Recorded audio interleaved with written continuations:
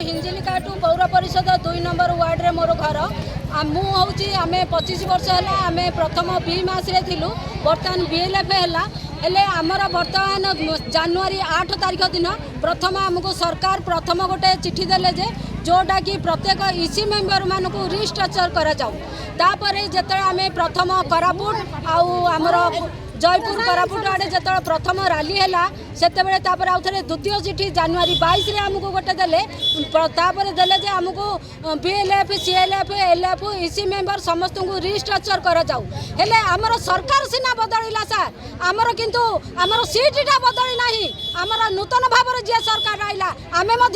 काम करूँ आम ही भोट देचु गोटे मंत्री जी अधिकार भोट दबारे आम प्रत्येक इसी मेंबर मानकर से अधिकार दबारे भोट आमको बर्तमान रिस्ट्रक्चर करने कौन सरकार चिट्ठी देला से बोली आज आम राजरास्ता को बोलीचु जदि आमर एति कथार आमर जदि सरकार न मानवे आम द्वितीय थर 31 तारिख में जिला स्तर में स्ट्राइक करूँ 13 तारिख दिन भुवनेश्वर जाई रैली करूँ आमर जिते दिन जाकू आम न्याय मिलनी आमको नूतन भाव में आमको रिस्ट्रक्चर बोली न करके स्थायी नियुक्ति न दि जाए से दिन जाए आम राजरास्ता बारंबार स्ट्राइक कर गाड़ी मोटर ऑफिस सब बंद करूँ आमको ये विदाय नौ धन्यवाद। नमस्कार नमस्कार मो ना रश्मिता बेहेरा सिकिरी ग्रामर जीपीएलएफ इसी मेंबर अच्छी और ओम साईराम एसएचजी संपादिका भाव मुझे कार्यरत करुच्ची आज जो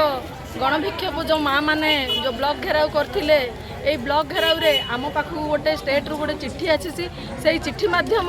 सरकार आमको अवगत कराइछन्ति जे रिस्ट्रक्चर करा जाऊ ए रिस्ट्रक्चर कहीं सरकार ना मुख्यमंत्री ना चेंज हो जाइए किंतु मुख्यमंत्री सीट तो चेंज होनी ना मुख्यमंत्री को सीट चेंज होनी तो रिस्ट्रक्चर कहीं करा जाउची राजनीति करने रिस्ट्रक्चर करा जाउची जो माँ मैंने गछ लगे आज फल पाचिला बेलू से माँ मानक ये जो नूतन सरकार आसुँच नूतन सरकार रिस्ट्रक्चर भाव में आमको गोटे चिट्ठी देते से चिट्ठी मध्यम आमर निद हजई से आज आम गोष्ठी उन्नयन अधिकारी को गोटे लिखित भाव में अवगत कलु जे आगामी दिन में आमर जदि यही रिस्ट्रक्चर बंद न करा आगामी दिन में लक्ष लक्ष माँ राजरास्ता निआ जलैकि सबू ऑफिस आम चाबी पकईबू किंतु राजनीति करने यही रिस्ट्रक्चर करा गणमाध्यम भाई मान अनुरोध करुच्ची यही न्यूज टी आम सरकार पाखे पहुँचू धन्यवाद नमस्कार। मोर गाँ हूँ शिखरपुर भाबंध पंचायत मु बीएलएफ रे इस मेंबर भाव में अच्छी सार आम 2017 ठू यही एनजीओ बहुत जलांजलि देचु बहुत काम करूँ आमर जो माँ मैंने चुली कोण थिले से माने कौन जानी नथिले जे दुनिया कौन आमर ए जो नवीन सार आसिकी आमर नुआ गठन कले केते आमे परिश्रम करिछु आमर एबे सिना वर्तमान सीआरपी एमबीके एसी मेंबर सब रहिले किंतु आमे सीसी थिलु शिशु गोटे गोटे पंचायत को गोटे गोटे सीसी थिलु समस्ते आमे माँ माने किए जोठी थिले आमर जो सरकार कहिले माँ मान को बुझाई सुझाई दुनिया लोकठू दुनिया कथा शुणीचु से माने चुली कोणे थिले राजरास्ता रे आमे एथि बसिबार कारण एई कि जे आमे जो माँ माने चुली मुंडे थिले जो घर कोणे रे बसी थिले से एरुंडी बंध बाहर बाकू चाहू नथिले सेमानकु आमको बाहर करी आनी दुनिया देखेबा पई जो ए सशक्त हेबा पई आमको जो कहिथिले सेमान बहुत कष्ट करी दुनिया लोकठू घर सासू ससुर स्वामी गाँ लोकठू निंदा अपवाद सहिकी आमे सेमानकु एकत्रित करी संगठन करिछु आउ रजिस्ट्रेशन करैकी लोन पर्यंत आमे पहुंचैछु जो सीआरपी एमबीके एमाने अछंती सेमानकु मध्य आमे ये करिछु सेतबेले कोन फाउंडेशन आमे पकेलु आज्ञा सेतबेले को शिक्षित जियो थिले को शिक्षित किए थिले सेतले जो घरे घरे गाँ गाँ साई साई आम जो बुलूलु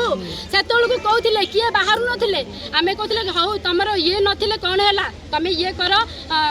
कम पाठ पढ़ी था पछके तुम ये कर जिते आम फाउंडेशन पकेलु जिते आम स्ट्रंग कलु सरकार कहले कि आउ आम खाइबा भात रे धूली दबुनु जो पुराना इसी अच्छे से प्रथमे रहिबो किंतु एबे कौन कले सरकार जिते समस्त स्ट्रंग हो गला एसएचजी स्ट्रंग हैला लोन कारोबार सबू किछि जीपीएलएफ सबू स्ट्रंग हैला जिते आसिक समस्त कहले आम जो सीसी माँ माने थिलु आमको पूरा पोक माछी परी आड़े देले जिन फाउंडेशन हेले घर तैयारी हेले से माने पूजा पाठ करी ओएस आराम करी पेन चलुचंती आमको सही परी ये कर देले सही थिरु आसे कि पुणी गोटे इसी बटे भाबे हम करलु जते बेले केही डाकिले आसुन दिले एबे जते बेले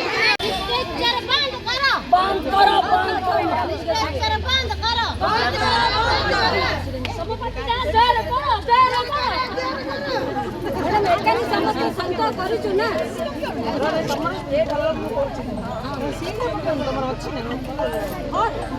बर्तमान आम समस्त इसी मेम्बर बीएलएफ सीएलएफ किसी ना से आम सील पत्र किसी पकईनु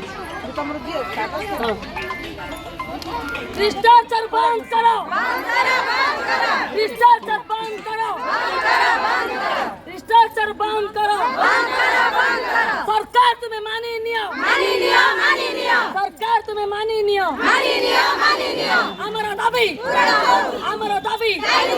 हमारा दाबी, हमारा दाबी। मिशन शक्ति, मिशन शक्ति, मिशन शक्ति। सरकार पहुंच उपस्थापन करेंगे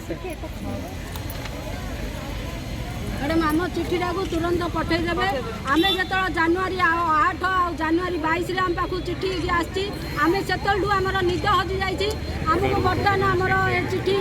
सरकार पाखे पहुँचे आमर आम जहाँ पाइबा